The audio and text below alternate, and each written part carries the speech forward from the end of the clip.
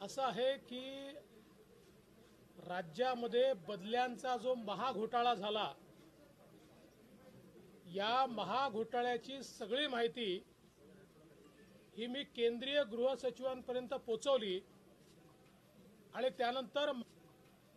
त्यानंतर माननीय उच्च न्यायालयाने या महाघोटाळ्याची चौकशी ही सीबीआयला सोपवली आणि त्यानंतर त्यावर सर्वोच्च न्यायालयाने शिक्कामोर्तब केलं।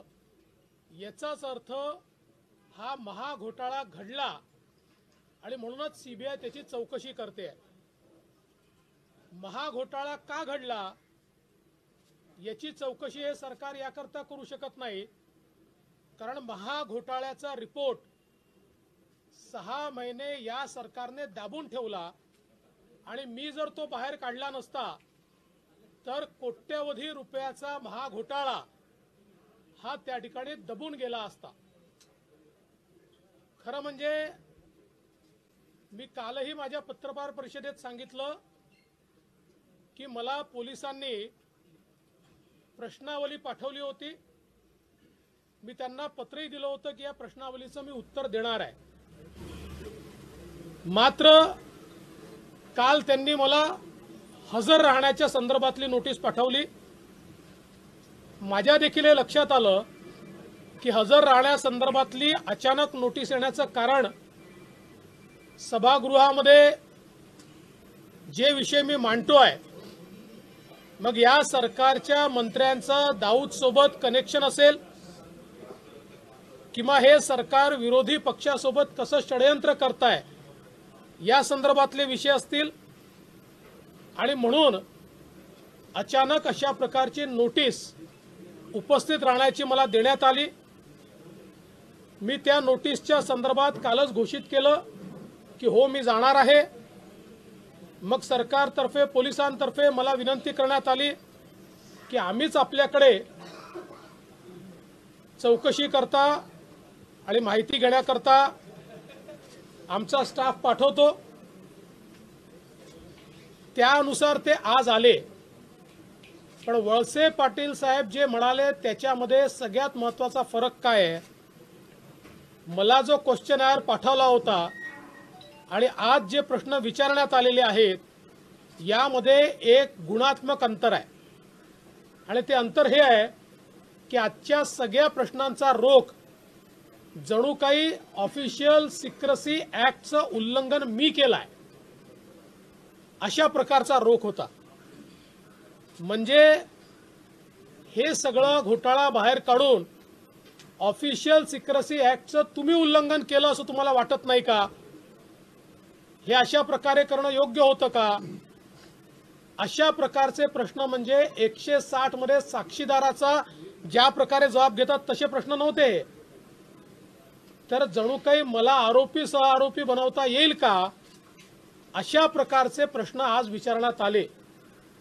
परंतु मी त्यांना स्पष्टपणे त्यांनी दिलेल्या सगळ्या प्रश्नांची उत्तरं दिली आणि अगदी स्पष्ट सांगितलं की ऑफिशियल सिक्रेसी ऍक्ट हा लागू होतो की नाही याच्यावर तर मी बोलणार नाही, पण माझ्यावर लागू व्हायचा असेल तर व्हिसल ब्लोअर्स प्रोटेक्शन ऍक्ट लागू झाला पाहिजे। याचं कारण हा घोटाळा मी बाहेर काढलाय, मी व्हिसल ब्लोअर आहे आणि तो न्यायालयाने मान्य केलेला घोटाळा आणि त्याच्यात आता अनेक लोक बाहेर पडतायत, कोट्यवधीचे व्यवहार हाती लागतायत। दुसरं महत्त्वाचं यातलं असं आहे की मी जे त्यांना अतिशय स्पष्टपणे सांगितलं, मी जबाबदार नेत्यासारखा वागलो।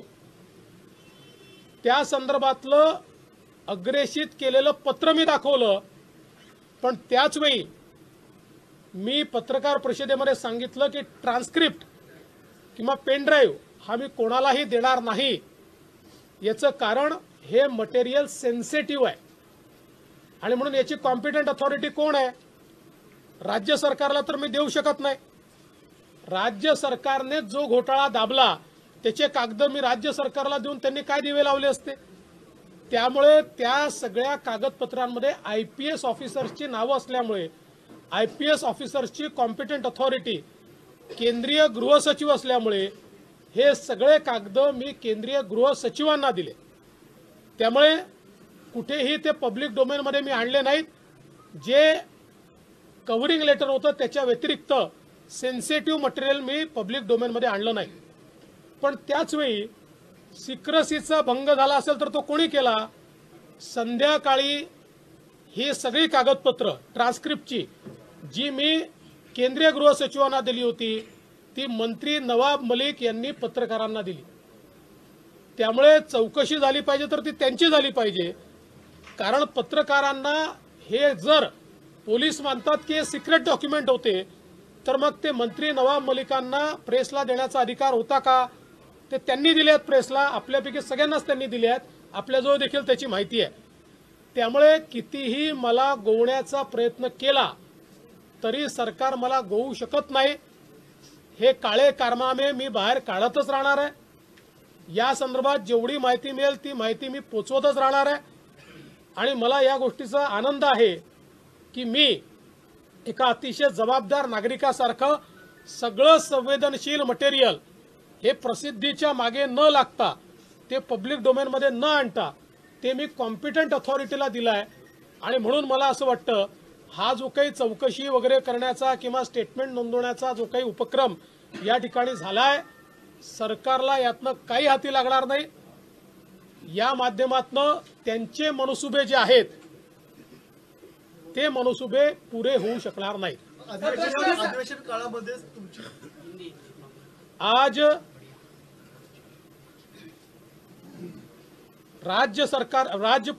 मुंबई पुलिस की ओर से एक टीम मेरे पास आई थी. 23 मई 2021 को महाराष्ट्र में हुए तबादले घोटाले के कागजातों को मैंने केंद्रीय गृह सचिव को सौंपा था.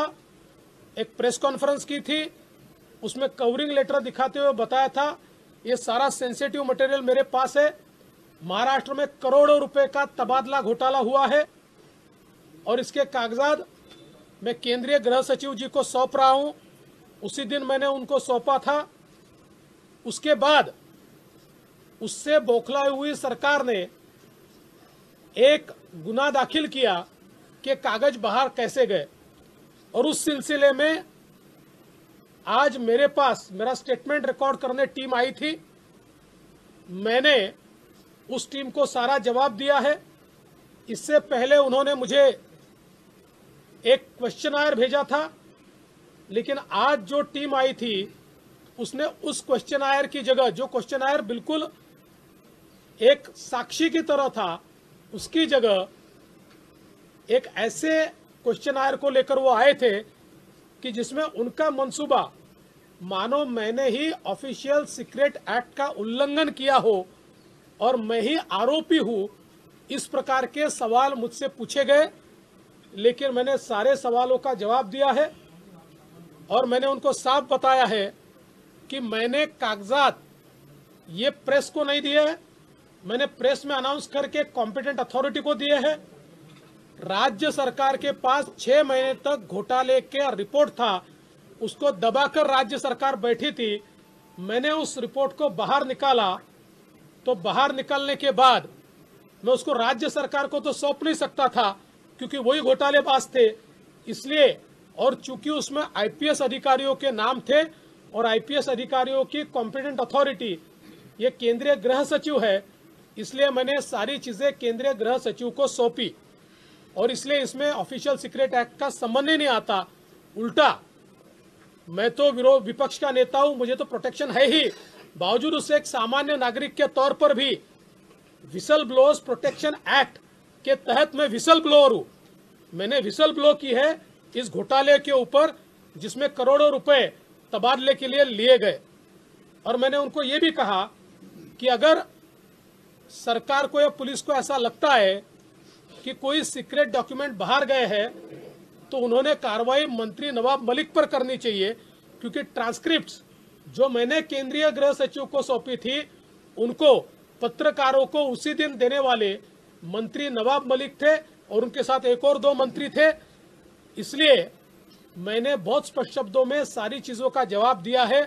मुझे ये लगता है कि जिस प्रकार की बातें मैं लगातार सदन में उठा रहा हूं, जिस प्रकार से सरकार के मंत्री की दाऊद के गुर्गों के साथ हिस्सेदारी मैंने दिखाई, जिस प्रकार से सरकार के विपक्ष को केसेस में फंसाने के षड्यंत्र को मैंने ध्वस्त किया, इससे बौखलाई हुई सरकार ये मानती है कि इस प्रकार का नोटिस देकर मुझे दबाव में वो ला सकेगी।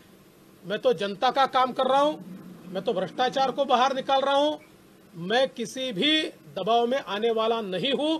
मैं ये काम करता ही रहूंगा, ये काम जारी रहेगा। प्रश्नावली बदलण्यात आलेली आहे, ही प्रश्नावली बदलण्यात आली असं का तुम्हाला वाटतं का? कारण का जेव्हा तुम्ही प्रश्न विधान परिषदेमध्ये विधानसभेमध्ये जे काही तुम्ही मांडलं त्यानंतर प्रश्नावली बदलली काही? माझ्याकडे त्यांनी पाठवलेली प्रश्नावली आहे आणि आज जी प्रश्नावली आली ती ऑफिशियली मला देण्यात आलेली आहे। या दोन्हीमध्ये भरपूर अंतर आहे आणि आता या प्रश्नावलीचा जो रुख आहे तो जणू काही मीच ऑफिशियल सिक्रेट ऍक्टचं उल्लंघन केलं आणि म्हणून मीच त्याचा आरोपी आहे, अशा प्रकारची प्रश्नावली आज होती। सर, राज्य गुप्त वार्ता विभागाचा जो अहवाल तुमच्याकडे आला, जो पेन ड्राईव्ह तुमच्याकडे आला, तो पेन ड्राईव्ह कुठून आला हे सांगितलं पाहिजे। त्याचं प्रिव्हिलेज विरोधी पक्षनेते म्हणून तुम्हाला नाही, ते फक्त राष्ट्रपतींना आहे असं गृहमंत्री दिलीप वळसे पाटील म्हणाले। गृहमंत्र्यांनी काही सांगितलं तरी माझे प्रिव्हिलेज काय ते मला माहिती आहे। तथापि मी कालच घोषित केलं होतं की मी प्रिव्हिलेज वापरणार नाही, त्यामुळे मी प्रिव्हिलेज न वापरता योग्य उत्तर दिलेली आहेत। या सगळ्या संपूर्ण प्रकरणाची तुम्ही सांगता की केंद्रीय यंत्रणांकडे तुम्ही कागदपत्र सादर केली, आता प्रश्न परत उपस्थित राहतो की कारवाई मग कोण करणार? तुम्ही सांगता केंद्रीय यंत्रणांना हायकोर्टानेच कारवाई करायला सांगितलंय, त्याप्रमाणे सीबीआय कारवाई करताय। अनेक लोकांची चौकशी चाललेली आहे, अनेक पोलीस अधिकारी रोज तिथे जात आहेत, त्यांचं बयान होत आहे, काही लोक माफीचे साक्षीदार देखील झालेले आहेत, त्याच्यामुळे त्यांनीही कुठे व्यवहार झाला हे देखील सांगितलेलं आहे। ही सगळी चौकशी सीबीआय चाललेली आहे।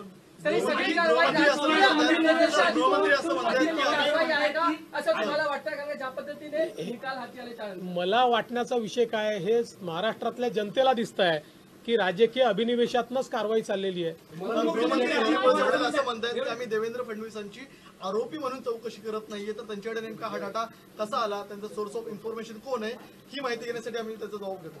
माझा त्यांना एवढंच आव्हान आहे की वेळ राहता जर तुम्हीच या कांडाची चौकशी केली असती, तुम्ही जर या घोटाळ्याची चौकशी केली असती, 6 महिने सरकार त्याच्यावर बसून होतं, कारण सरकार या ट्रान्सफर कांडमध्ये लिप्त होतं। आता ते बाहेर येत आहे, त्यामुळे त्याची चौकशी सोडून आमचे कांड बाहेर का आले याची चौकशी करणं, यावरच हे लक्षात येत आहे की आमचे कांड कोणी बाहेर काढू नये, आमचे घोटाळे कोणी बाहेर काढू नये, याकरता हा दबाव चाललेला आहे।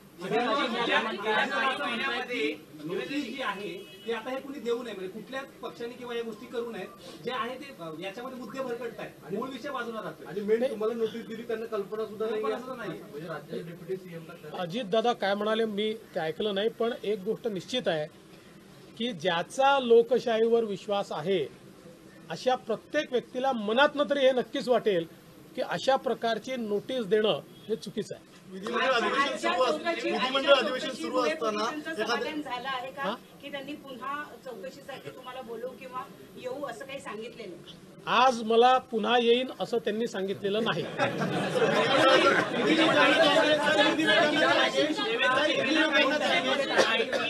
एकीकडे रश्मी शुक्ला यांना फोन टायमिंग मध्ये टार्गेट केलं जाते, दुसऱ्या बाजूला त्याच संदर्भात तुम्हाला नोटीस असेल किंवा काय अधिकाऱ्यांवर देखील एक बर्डन तपास कुठे नाही टाकलं जाते। मुळातच अधिकाऱ्यांनी आमचे घोटाळे बाहेर काढू नये याकरता वेगवेगळ्या केसेस दाखल केल्या जात आहेत, अधिकाऱ्यांवर दबाव बनवला जातो आहे। पण मला असं वाटतं त्यांनी किती दबाव बनवला तरी शेवटी अधिकाऱ्यांना ही माहिती आहे की एक दिवस जेव्हा हे उघडकीस येतं त्यावेळी कोणी कोणी या गोष्टी दाबून ठेवल्या होत्या त्या बाहेर येतात आणि मग तपास यंत्रणांसमोर अधिकाऱ्यांनाही जावं लागतं। त्यामुळे अधिकारी या संदर्भात योग्य आणि कायदेशीर कारवाई करतील अशी माझी अपेक्षा आहे।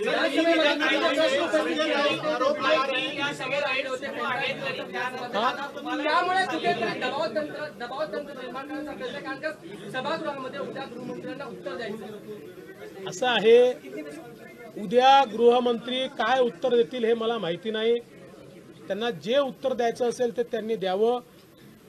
आम्ही आमच्या मागणीवर कायम राहणार आहे। काल जेव्हा वकील प्रवीण चव्हाण बोलले त्याच वेळी उद्याचं उत्तर काय असणार आहे याची मला पूर्ण कल्पना आलेली आहे आणि मी ते एक्सपेक्टही केलेलं. म्हणूनच मी कालही माझ्या पत्रकार परिषदेत सांगितलं की मी सगळी तयारी करून ठेवली आहे. वेगवेगळ्या प्रकारचे सगळे पुरावे मी जमा केलेले आहेत. आम्ही हायकोर्टामध्ये जाऊ. संपूर्ण प्रकरण पुन्हा सीबीआयकडे गेलं पाहिजे याकरता हायकोर्टाला विनंती करू आणि हे सगळे पुरावे सीबीआयला सुपूर्द करू. रश्मी शुक्ला हिंदी में जानना चाहेंगे, दिला, सर, हा हिंदी में जानना प्रश्न चाहेंगे. स्पेसिफिक रश्मी राज्य शुक्ला सरकार- नाही. सर हिंदी में जानना चाहेंगे, संजय राउत का ये ट्वीट करके उन्होंने थोड़ी देर पहले ही कहा है कि राज्य सरकार जब इस मामले की जांच कर रही है, कानून के लिए सब कोई बराबर है, तो जो पूछताछ करने के लिए कुछ नेताओं से संपर्क किया जा रहा है तो डर क्यों रहे हैं सच बताने के लिए? मैं उनको ही पूछना चाहता हूं. मैंने तो खुले मन से बोला कि मैं जाने को तैयार हूं. संजय राउत रोज डर डर कर प्रेस कॉन्फ्रेंस लेते, रोज केंद्रीय एजेंसी पर आरोप करते. तो मुझे ऐसा लगता, मैंने तो कहा कि मैं आने को तैयार हूं. बुलाओ जहां बुलाना चाहते हो. उनमें है हिम्मत ये बोलने की? नहीं है. वो तो प्रेस कहते मुझे क्यों बुलाया, मुझे क्यों बुलाया, मुझे क्यों बुलाया, ऐसा रोज बोलते हैं. विरोधी पक्षनेत्यांनी जो पेट्रोल बॉम्ब टाकले, विरोधी पक्षनेत्यांनी